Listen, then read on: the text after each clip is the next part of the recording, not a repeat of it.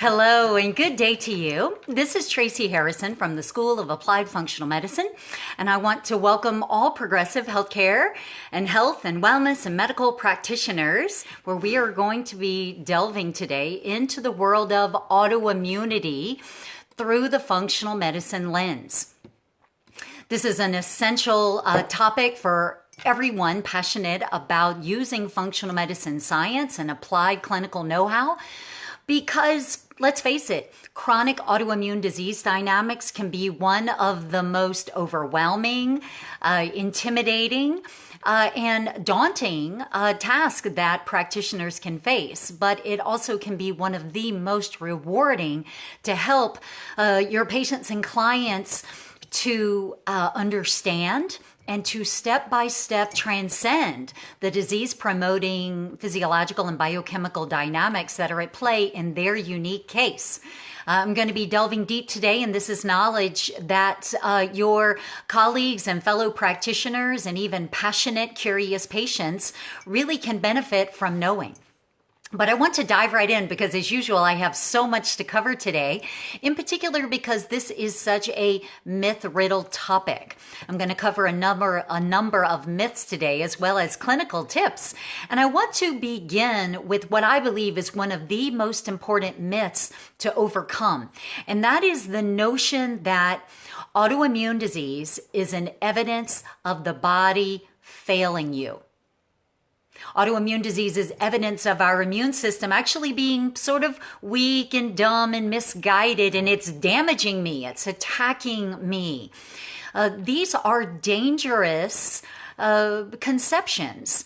And we know that one of the most important things that all practitioners must achieve in working with individual patients and clients is creating a powerful, positive belief system, helping your patients and clients to activate their own placebo effect, mindset, belief, positive expectation, optimism. These actually all matter dramatically in terms of modulating an individual's physiology, in particular because it has a huge impact on stress hormones, which can be a serious mediator of the intensity and the severity and the intermittent flares of autoimmune disease. So it's really essential to set expectations with each patient and client right up front.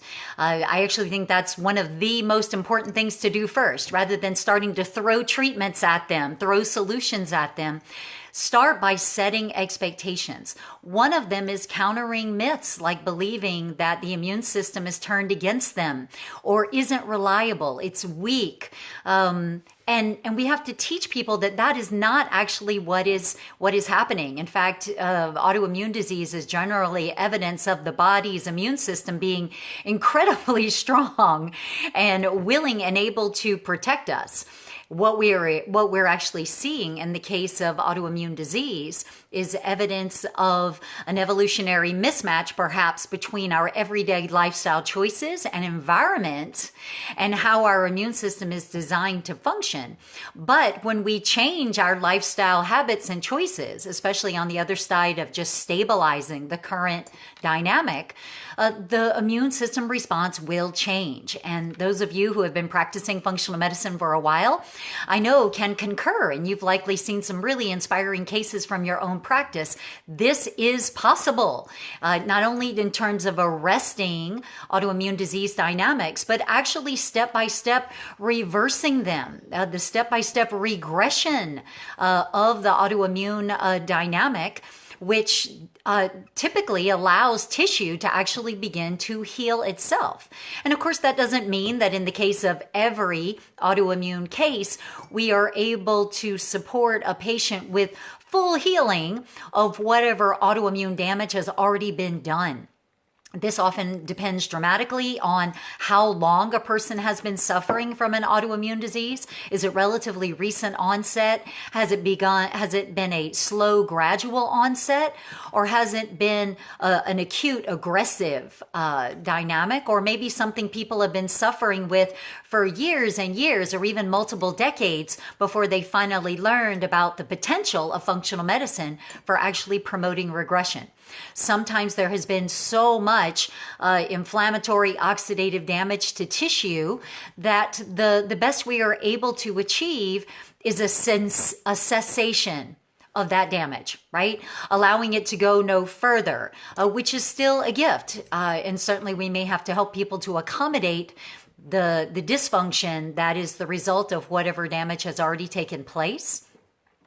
But another common myth with regard to autoimmune disease points to the reason that we need to support people in getting at the roots of autoimmune disease and reversing them regardless of how much damage has already happened.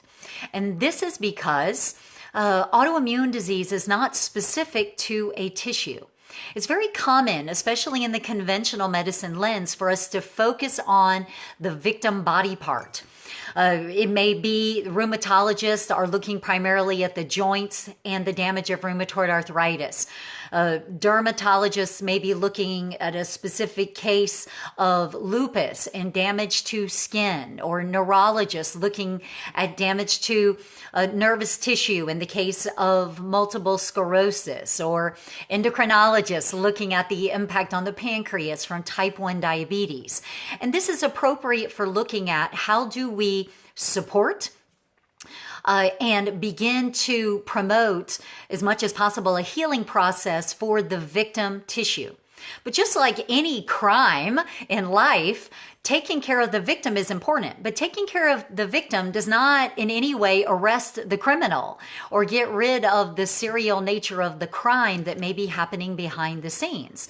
And too much of conventional treatment of autoimmune disease today focuses on protecting and supporting the victim, but we're not necessarily doing very much to go upstream in the chain of causality in order to find the roots of the autoimmune disease in a unique individual and actually support it in going away. And so the biggest fallacy in autoimmune disease is that somehow it's just a disease of the brain, or just a disease of the skin, or just a disease of the joint, or the pancreas, or the heart, or any other specific tissue. Autoimmune disease is evidence of a dysregulated immune function. And that dynamic in a one person versus another may claim a different victim body part. But the natural, logical progression of autoimmune disease is to claim multiple body parts over time. This is why once a person has one diagnosable autoimmune disease, they're statistically way more likely to acquire a secondary diagnosis in the follow-on years. And indeed, I'm sure many of you in your practice have supported poly-autoimmune disease, which can be incredibly debilitating for people, especially because the dysfunction in certain tissue, like the thyroid gland, has dramatic systemic effects that naturally predispose an individual for a secondary and a tertiary activation. There are certain gateway autoimmune diseases, and I'll come back to that in just a moment. But we've got to counter the fallacy that the disease is just limited to the victim body part, and that's all we need to do.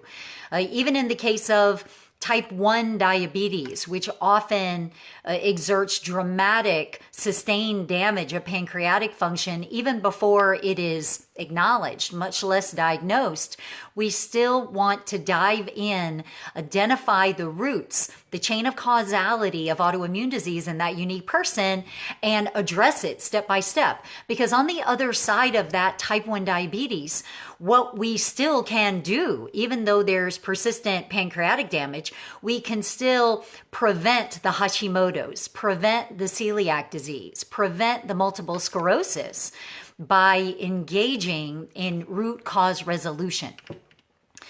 The other fallacy, of course, that comes along with the conventional or traditional lens on autoimmune disease, even in functional medicine, this is a real issue, is the belief that certain types of autoimmune disease have known common universal triggers or drivers. And if you just address those, that's all you really need to do. Or if you just follow the step-by-step protocol resolutions for a given autoimmune disease, it will work in every case. And those of you who are seasoned practitioners using functional medicine are probably chuckling because that is never true. No protocol always works. In fact, I think an important clinical skill of all practitioners who use functional medicine is to get a deep enough education that you're not dependent on handy-dandy charts and super simplified protocols. You actually have done the work of actually learning from the roots up what is at play in given autoimmune dynamics so that you can readily and with ease customize an intervention plan rather than relying on protocols that you might not thoroughly understand, much less have confidence in customizing them to address a unique patient's needs. But a lot of even functional medicine practitioners believe, for example, that every case of type 1 diabetes is caused by molecular mimicry between cow dairy foods and tissue. And so early life exposure for dairy foods is the driver for all type 1 diabetes. Is that a known common association? Yes, but common does not mean universal. So it doesn't exempt us from having to do the deeper dive in each unique case. Every patient who struggles with Hashimoto's thyroiditis is not having as a trigger molecular mimicry with the Epstein-Barr virus. Is that a common trigger? Yes. Is it universal? No. Same thing with even mediators or contributors to autoimmune diseases, such as cross-reactivity with lectins in nightshade vegetables and autoimmune antibodies in rheumatoid arthritis. Again, is that a known common driver? Absolutely, but not universal. In fact, research shows, and even our clinical evidence across our SAFM practitioners, that that's a factor in about a third of the cases. Well, a third is a lot, but it's not even close to 100%. So we must keep beginner's mind and cultivate the true capability and confidence of supporting each unique individual with addressing the roots of their particular case of autoimmune disease. And so I said setting expectations right up front is an essential clinical skill. Beyond building a placebo effect and countering common myths, another expectation that is essential to set up front is the fact that regression of autoimmune disease dynamics is possible, but it is almost never fast. This is so key because many patients' expectations with regard to the duration of treatment, how long do they have to wait to before they get dramatic relief or before their autoimmune antibody count is normal. And a lot of pharmaceutical driven solutions that are not actually resolving root causes at all, they are just purposefully forcing biochemical dynamics to be different than the body wants them to be. I'm going to come back to that topic in just a second. But we're cultured to expect fast resolution. And for a lot of your patients, reduction or absence of symptoms for them means a curative solution has taken place. And of course, as we know, nothing could be further than the truth in the vast, vast majority of pharmaceutical solutions, and autoimmune disease is no exception. So we have to teach people that they will need two essential skills for getting on top of their unique basket of autoimmune dynamics and step-by-step regressing them. One of those is patience. Patience, because it's going to take some time. Normally, people have developed a progressive exacerbation of autoimmune dynamics over a period of time. They've often been brewing for years behind the scenes, and it may not have been visible. It may have been simmering behind the scenes, kind of like an iceberg, the giant portion of which is below the water of the level. We don't see it until it pops the surface. And what we see on the surface may be small, right? But we know that there's a massive anchoring foundation of that iceberg underneath the water that anchors it. And so quick fixes are typically not sustainable because the body is responding to its norm. And people need patience because it's going to take some time, first of all, for most people to step by step make lifestyle choices that they are ready, willing, and able to even try, much less sustain. And the sustaining part is essential. I'm going to come back to that in a moment as well. So they need patience because going through the work of lifestyle change is going to take some time. But even after all of those changes are implemented, the body has been primed in autoimmune disease to be hypervigilant. Right? I use the analogy often with my own clients of a cornered, wounded animal who's frightened and hypervigilant and activated. And it's not going to calm down just because the threat appears to be gone for a few hours or a few days. It often takes time, just like with our own nervous systems. Once we're hypervigilant and activated and fearful, that stuff does not calm down in a flash. It takes some time. And so we have to teach people that they have to build lifestyle changes, not one at a time, but progressively building one on the other. And then they have to sustain them. And the reality is that it typically takes about 3 months for the average client in order to start noticing some palpable reduction in symptoms.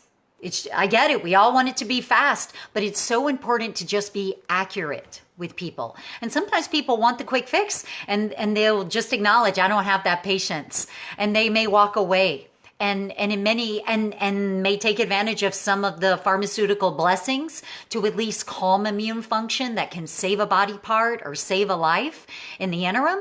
Those are blessings. They are not root cause resolution, but they are chemical blessings, absolutely, that people depend on, and they can be important stopgaps to help people get to a time in life when they are ready, willing, and able to make lifestyle change. So we have to teach them, but patience is critical. The other second skill that we must teach them up front is essential, is discipline. So the average person, especially with chronic autoimmune disease, first of all, they're suffering, and conventional medicine has very little to offer on average for autoimmune disease patients. So these individuals typically tend to be experienced researchers. They are well familiar with a rich diversity of Google resources about autoimmune disease. They understand maybe quite a bit actually about root causes. They may have tried all sorts of other different dietary changes, lifestyle changes, supplements, drugs, all sorts of remedies and interventions. But the average person really is looking for a singular major pivot. Again, this is based on the pharmaceutical drug model of medicine. So they're going to try typically one thing at a time. All right, I learned that my rheumatoid arthritis may have nightshade vegetables as a problem. So I reduced my nightshade vegetables and I was so hopeful and nothing happened. And so I knew that wasn't for me. So I set aside that remedy. And then I read something about the importance of sleep. So I started working on my sleep and improving my sleep and taking different sleep medications or supplements, and I'm sleeping a little bit longer. But my joint pain is just as bad as before, so sleep must not be an issue for me. And so I move on to the next thing and the next thing and the next thing. And this presents the opportunity to teach patients about what Dr. Sidney Baker shared a long time ago in the early days of functional medicine, which is the 3-TAC model, which has been widely promoted by Dr. Mark Hyman, who is one of my heroes and one of my early mentors in functional medicine. The 3-TAC model is based on the idea that your patient, unfortunately, goes to sit in a chair without looking at the seat of it beforehand and has the unfortunate occurrence of sitting on 3 thumbtacks that all happen to be point up. Point, point, point. And now you have 3 stabby, painful thumbtacks sticking in your rear end. And it hurts. It's painful. It's a disease dynamic. It's a problem and people want help. Well, they may decide that they want to support themselves by finding what gives them relief. And so there's 3 thumbtacks sticking in their rear end. And so they take out one and they're waiting for relief. Well, if you've ever sat on 3 thumbtacks, or if you can even imagine the scenario, if you got 3 of them sticking in your bum and you relieve one, do you think you're going to get any relief at all? No, you're not. But that doesn't mean it's not progress. It just means the progress doesn't show up as comprehensive relief.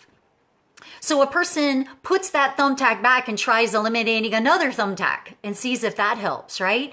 And you can see the analogy here. It's a powerful one to use with patient education, because when people have an aha using simple stories and analogies, they're much more likely to be committed to the healing journey and their partnership with you. In terms of promoting regression of autoimmune disease dynamics, people must make step-by-step lifestyle change and maintain what they've done before. We need to not just reduce, but eliminate nightshade vegetables and improve sleep and dramatically reduce stress and work on healing mucosal integrity in the gut, for example. It has to be a progressive, sustained basket of interventions. And so this is why it takes discipline, because your patient is not going to be successful if they just try one thing for a few weeks and it doesn't work, so they add it back and try something else, and it doesn't work and they add it back and then try something else. This is like cycling through the 3 tacks repeatedly and wondering why your bum still hurts. Of course it still hurts. There's still a pointy stabby thing poking into tender tissue. And so we have to sustain multiple interactive interventions that get at the roots of autoimmune disease. Absolutely essential to teach your patients about this in advance so they know what to expect, they can prepare themselves, and they aren't disappointed when they inadvertently do what seems logical to them in our modern medical culture, and they're disappointed and they don't get resolution. So it reminds us, so a key foundation we teach at SAFM, that your savvy intervention plan is a key part of effective functional medicine outcomes, but it's only one component. Your ability to educate, inspire, and empower your patient is just as important, in some ways even more important, than whether or not you are a geek and have mastered functional medicine science and you have a super duper plan. Because if you think about it, at the end of the day, your plan could be perfect. It could be the ideal protocol for this person. But if they don't implement it in a sustainable and comprehensive way, is that plan worth very much for that patient? Not really.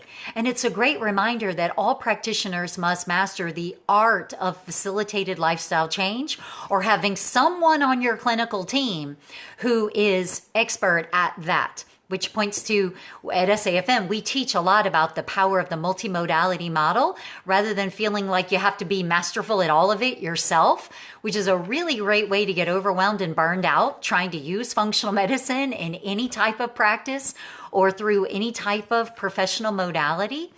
But we have to master both the art and science of functional medicine. And there's a tremendous amount of art, especially in facilitating lifestyle change, because people have their own hang-ups and biases and assumptions and fears and limitations and things they believe they can't do or they won't do or they're not willing to do.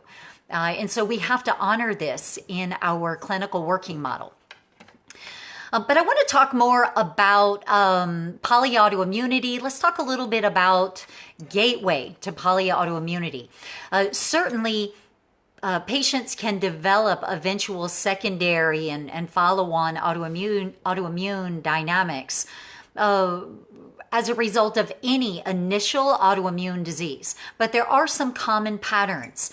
And it won't surprise you to learn that the most common gateway initial autoimmune diseases are those that affect tissue that has a huge systemic impact on basic functional balances.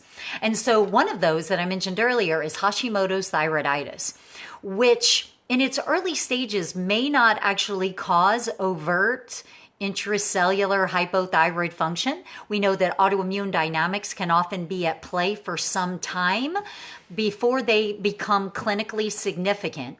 And I mean clinically significant in terms of patient symptoms and suffering, not clinically significant in terms of lab work. Because there's a whole bunch of people in your practice who are indeed suffering from an autoimmune disease, but their autoimmune antibody level is not clinically significant. It may still be elevated, right? Subclinically elevated.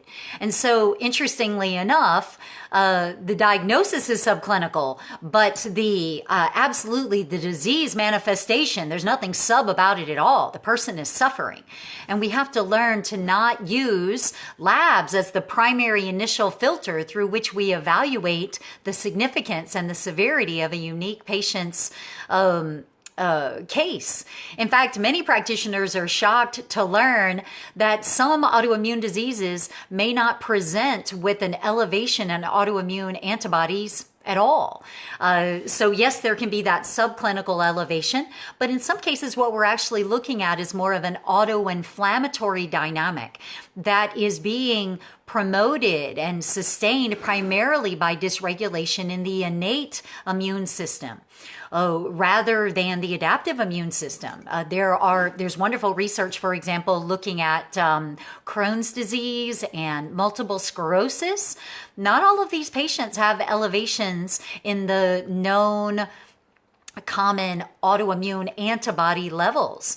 If you have a dysregulation in the innate immune system, you may have particularly high chronic levels of NF-kappa B activation, which promotes dysregulation of the immune system into a stronger pro-inflammatory dynamic, especially with a lot of Th17 activation and not nearly enough anti-inflammatory and pro-resolving immune response. In particular, we can have dysregulation in the activity of inflammasomes, which will promote an autoinflammatory dynamic that just doesn't resolve itself. No autoimmune antibodies are needed. And so we have to keep beginner's mind and see the person first, see what they're suffering with, see the symptoms, do a rich, thorough intake. That's a real critical practitioner skill that is so often missing from clinical practice and functional medicine. We focus on it hugely at SAFM. See the person first. Who is this human being who is suffering?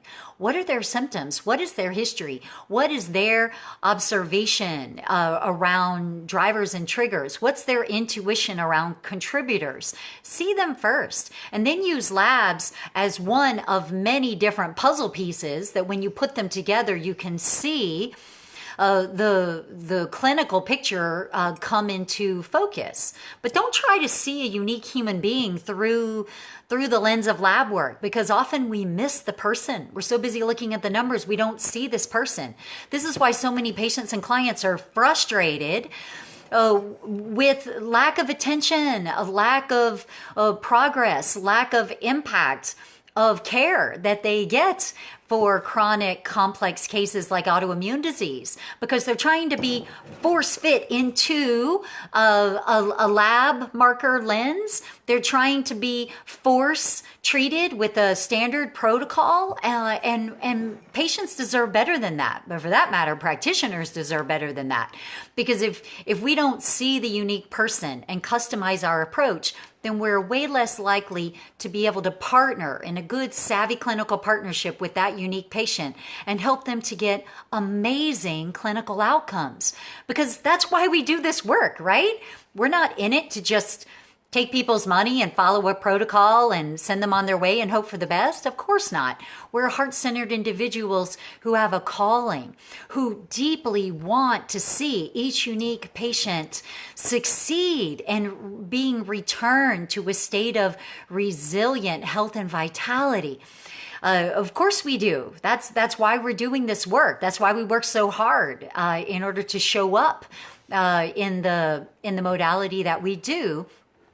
And so we want that satisfaction for the patient and for ourselves. So we have to stretch. We have to go beyond the standardization. Another common gateway for autoimmune disease is gluten. And therefore, celiac disease, not surprising, is a common gateway for other autoimmune diseases. But I also want to say that any type of aggressive immune reactivity to gluten in the gut can be a gateway for other autoimmune disease dynamics. It doesn't have to present as celiac. It certainly doesn't have to present as aggressive immune reactivity that is so damaging and so aggressive and so long lasting that enterocytes villi are blunted and damaged, and we confirm it with scoping. People may simply have elevated IgA antibodies to gluten, or people may have subclinically elevated levels of tissue transglutaminase. And when we're doing a celiac blood test, what we're usually looking for is one actually of a family of transglutaminase enzymes. We're looking for antibodies to that. Most celiac testing for tissue transglutaminase is looking for type 2. But there are multiple types, and what happens in the gut often doesn't stay in the gut.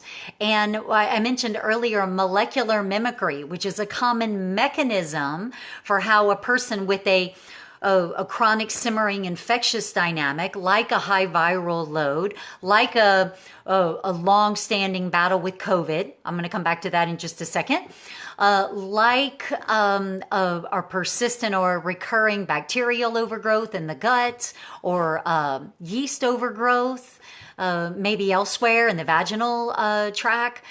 These are things where there can be enough molecular similarity between some component of a microbe, or some component of a toxic chemical, or some component of a food. There's enough molecular similarity that the immune system, in responding to that substance as a threat, which is an accurate response, in responding to that, there's enough similarity to a tissue in the body that it is failing to select and tolerate the tissue while effectively countering and attacking the threat.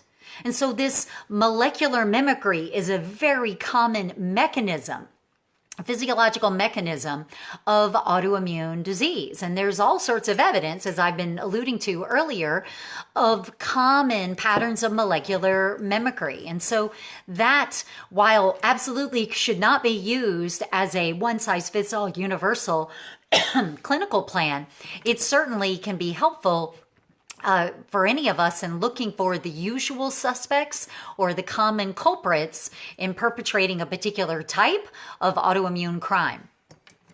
And so it's not always pathogens. Sometimes it's just an opportunistic overgrowth of a normal commensal bacteria. So we have to be careful to not always look for pathogens. For that matter, it's not even always a microbe. Sometimes it's, as I said, a food. Maybe even a normal healthy food. Sometimes it is a chemical, maybe a ubiquitous chemical in modern processed foods that a person's immune system is responding to with molecular mimicry patterns. But there's also an issue with regard to cross-reactivity from one type of autoimmune antibody to another. And this is what often happens in the case of celiac disease. Because once the immune system becomes hypervigilant against and reactive to tissue transglutaminase 2 in the gut, which remember is a normal endogenous human enzyme, right? We need it. Once it becomes reactive to that in the gut, it's vulnerable to cross-reacting to other types of tissue transglutaminase elsewhere in the body. So TTG type 3, for example, is commonly found in the skin. And so this is how individuals who have celiac disease or even just subclinical autoimmune reactivity to gluten in the gut can end up with the skin manifestations such as dermatitis herpetiformis, or cross-reactive to TTG type 6 which is found in the brain and nervous systems. And so individuals can be cross-reactive and can end up with autoimmune damage that causes neurological dysfunction, such as gluten ataxia or gluten-mediated neuropathy. Some of you, I'm sure, have encountered also mood imbalances with individuals who have this dynamic, whether it's gluten-mediated depression or challenges with anger or rage. We want to be looking for these particular examples of cross-reactivity. A great example that what happens in the gut may not stay in the gut. And so many of you are well familiar with the concept of enhanced intestinal permeability that allows excessive immune system exposure and even systemic exposure to what happens in the gut. But that's not the only mechanism of what happens in the gut doesn't stay in the gut. What happens in the gut may promote cross-reactivity to other tissue in the body. And I also want to go back to the notion of NF-kappa B, because this is where lifestyle is everything in autoimmune disease. And so here at SAFM, you've heard me say 1,000 times that if you look upstream, step by step, in the chain of causality of the vast majority of modern disease manifestation, you will find crap food, toxins, and stress. Crap food, toxins, and stress. And the mechanism by which so many of our so modern common choices, being normal, right, are precipitating disease, precipitating inflammatory disease, is via chronic activation of NF-kappa B. Now, as I mentioned earlier, NF-kappa B is a family of transcription factors that are a major mediator of immune hypervigilance. And this has to do with pattern recognition receptors, especially on immune cells that are constantly sampling molecules that are evidence of our environment. It's a great example of your immune system constantly is surveilling everything you're doing, right? What are we eating? What are we breathing? What are we touching? What are we exposed to? Is this safe? What about this? Sentinel cells are constantly sampling, literally, what we're being exposed to and serving it up on a platter with an opinion about it for the other immune cells to be activated. And so part of how you're either setting a predisposition for a calmer immune reaction that is more tolerant and less vulnerable to chronic autoimmune dynamics, or whether you're predisposing the body for that cornered wounded animal that's more of a hypervigilant immune system that has more of a hair trigger aggressive response, has everything to do with lifestyle. Because if we have stressors or obesity or exposures to toxins and chemicals and pollution and smoking and chronic simmering infections and all of these other things, sleep apnea. These are things that trigger NF-kappa B. And this is changing the priming of our immune function. And so lifestyle matters hugely, hugely. And in fact, even after people have experienced dramatic relief and regression in their autoimmune disease dynamics, and they feel so much better and they're excited to maintain it, this is where most practitioners stop. They stop. They think they're done. And that is a travesty, because just because you helped a person get well does not mean that they can stay well. We have to keep working with them and even go further upstream to look at what lifestyle choices and changes do they need to sustain. What tools, what resources, what community do they need in order to maintain choices that will keep their immune system more tolerant and less hypervigilant. This is a big gap in applied functional medicine today. It is not enough to help someone get well.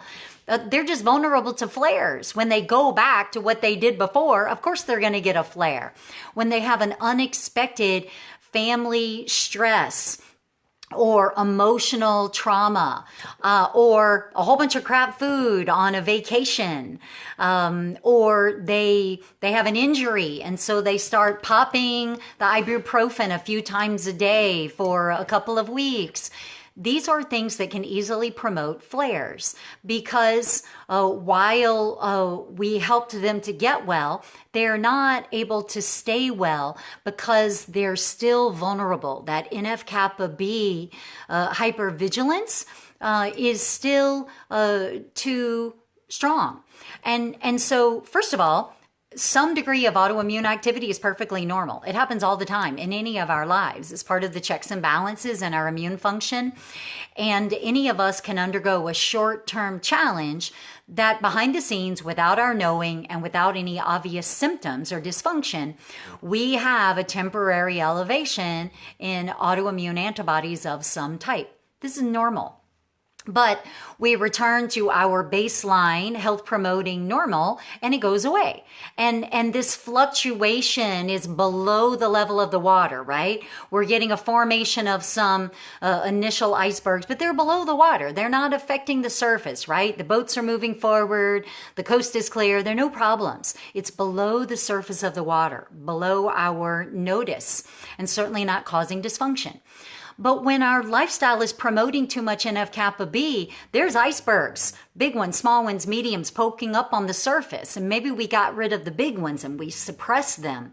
But until we change our lives in a sustainable way, it's not logical to expect people to be resilient in the face of shifts, the ups and downs of life. They're going to be more vulnerable to flares.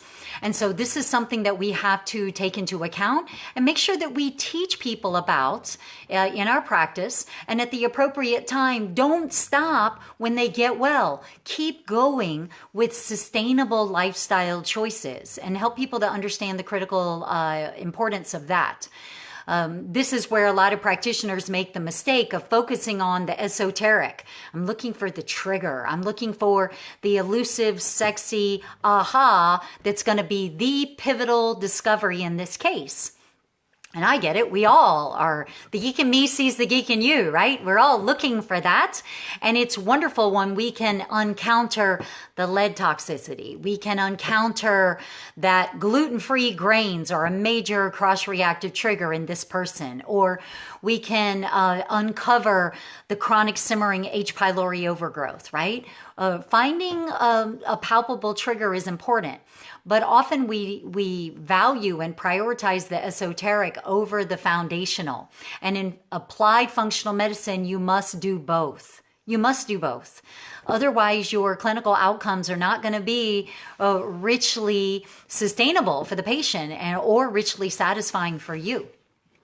So let me just pause for a minute. If you're loving what we're talking about, please hit the share button and give me a heart. I'm so excited about this topic and I've got so much more I want to cover, but I really want this to be of value to you. I want it to be inspiring to you because you touch the lives of hundreds or thousands of other people, and we make a difference not as a school, not as me as a teacher or any one practitioner, but as a tribe of passionate, committed practitioners who step by step do the work. Thank you so much for the affirmation. I appreciate it. But this is information that all practitioners and certainly many savvy and desperate patients really need to have. I want to go back to talking about the gut, because another common gateway for autoimmune disease is pretty much any type of gut dysfunction. The old adage that disease begins in the gut is probably no more true anywhere in the body with diseases than it is with autoimmune disease. And we teach at SAFM that the etiology of autoimmune disease can conveniently be thought of as a stool, right? A simple stool that has 4 legs. And like any other stool, you can sit on it if only one leg is on the ground, but it's wobbly, right? The stool isn't very strong. But if you get 2 legs down, the stool becomes stronger, unfortunately, a bit more stable. You get 3 legs down, it's even stronger. You get all 4 legs of the stool down, right? And that is a stable platform. Unfortunately, in this case, we're talking about a stool that holds up a disease dynamic and a patient suffering. So some patients only have one or two legs of the stool active. Some have all four and they're strong and entrenched. You have to assess this. We teach that the four common legs are, first of all, active genetics. And I say active genetics because we're not so much talking about a person having a certain gene, but is it an active genetic variant? And this gets us into the realm of just because you have a gene doesn't mean it's activated.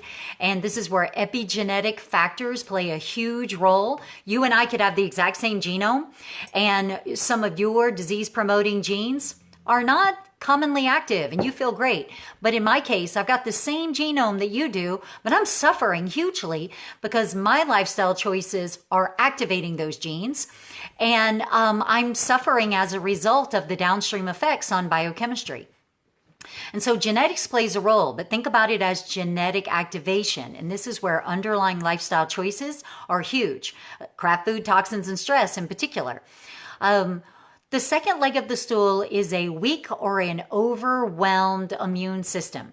Now, this could be for a variety of reasons, anything from lack of key immune nutrients like vitamin D or zinc to an immune system that is overwhelmed with multiple infectious dynamics, right? They have a candida overgrowth and they have an H. pylori overgrowth and they're struggling with COVID and they've got a reactivation of their herpes virus. That's asking the immune system to do a lot. And then maybe on top of that, the immune system is also attacking or trying to counter everyday foods that it has decided are threats because of allergies or hypersensitivities. The immune system is simply overwhelmed with too many threats to counter at once. That's the second leg of the stool. The third leg of the stool is immune dysregulation. And this most often happens as a result of loss of barrier function. And the most common source of that is the gut. Because this is where the immune system becomes dysregulated. And instead of having a proper balance between pro-inflammatory and anti-inflammatory, we get activated into more of a phenotype that is more pro-inflammatory. Right? Much more likely to have aggressive pro-inflammatory cytokine surges that can do a lot of tissue damage like interleukin 1 beta or interleukin 6 or interleukin 17. Oh, we're not getting a good balance anymore in the pro-inflammatory T helper cells and the T regulatory cells. We don't have a good balance anymore between the pro-inflammatory T helper cells or even the anti-inflammatory T helper cells like interleukin 10. It has become dysregulated. And a major reason for that is enhanced intestinal permeability, which can happen for a whole ton of reasons that I'm actually not going to take time with today because we have a whole other Facebook Live that you can check out talking about it. But there are a few dozen common reasons that we teach practitioners at SAFM that you must understand and be able to investigate so you know what the likelihood of enhanced intestinal permeability is in a unique patient. Even if you use some really good diagnostic markers to assess it, things like looking for elevated blood levels of antibodies to zonulin, or antibodies to occludin, right? Antibodies to lipopolysaccharides. So systemic elevated levels to something that you primarily expect to be in the gut. And the only way that it happens that you get a dramatic systemic response to that is because what happens in the gut is not staying in the gut. So you can assess it, but knowing it's a thing does not tell you why in that unique person is it being promoted and sustained. So you must develop these savvy detective skills. But enhanced intestinal permeability kind of opens the gate. It opens the gateway for the pro-inflammatory dynamics in the gut. Doesn't stay there. So that's the third leg of the autoimmune stool. The fourth leg is the trigger. This is the sexy part that practitioners love to focus on, right? We run all these tests. We run toxin panels. We run comprehensive stool tests. We run food antibody tests, right? We're looking for the culprit. And there's nothing wrong with that because you need to know at least one or two major triggers in a given person. But way too many practitioners focus primarily or even solely on the triggers. And your clinical work is not going to be effective in that case because it's not enough to find the trigger. The triggers are often ubiquitous things like a certain microbe or a certain food or a certain toxin that in another person are not causing multiple sclerosis or in another person are not triggering rheumatoid arthritis or lupus, but in this person they are. And that's why the trigger is only one leg of the autoimmune stool, which is that's the only leg of the stool that we're balanced on. It's not very stable. It's probably not going to hold up an autoimmune dynamic for very long or in any intense way. So a trigger's not enough. Well, we have to focus on all the legs of the autoimmune stool and addressing them for a unique person. Now, I do want to give all of you a couple of pearls about the enhanced intestinal permeability aspect because one of the key contributors to increases in enhanced intestinal permeability is on the other side of dysbiosis in the gut. And it's driven by lipopolysaccharides. Lipopolysaccharides, I teach my own clients, it's just bacterial body parts. Right? Lipopolysaccharide or LPS, it's already a mouthful, right? Patients don't need your erudite medical ease. That usually just makes them feel more afraid and more like they're not capable of understanding what's happening in their body, which makes them respect you. It makes them see you as an authority, but it also can be really powerful for creating a nocebo effect, for creating a lot of fear, a lot of disempowerment, and a lot of belief that, oh my gosh, this is so complicated, I'm never going to get well. Stress, depression, anxiety, we certainly in our community, when we are supporting one another or doing referrals or documentation, we need to use appropriate medical language. But when you're talking to patients, it's really important to use simple stories and analogies they understand. Another benefit of not using medicalese is you don't give them fodder for things to go home and Google and try to learn more about it than you know, going home and Googling and getting terribly afraid about all worst case outcomes because those are not necessarily likely in their case. And we're trying to create a placebo effect, not a nocebo effect. And it's actually way more accurate to teach people what's actually happening in my body. Because what's happening in my body is not a fancy word. It's some kind of actual dynamic. It's a process. And can you teach it to me using a plumbing analogy or a simple life analogy that I can go, oh, okay, wow, that makes so much sense. I didn't know that's how it worked. If you can empower them with analogies, they won't forget them. They're much more likely to recall the analogies, recall the impact of their choices on their disease dynamics, and make different choices. I think this is a key part of our responsibility to individual patients. So I want to give you two pearls that you must know about how to reduce lipopolysaccharide, the impact of lipopolysaccharide and its devastating effect in promoting NF-kappa B and creating leaky gut. People are stressed. If people eat a crap food diet, if they're exposed to a lot of toxins, they're vulnerable to having high levels of lipopolysaccharide. What can we do to counter that, right? Yes. One of the most important things is ensuring that we have excellent gallbladder function. Yes, exactly, Nadine. It's such a lowly body part. My goodness, these days, cholecystectomy is incredibly common. We act like it's an extra optional body part, and nothing could be further than the truth.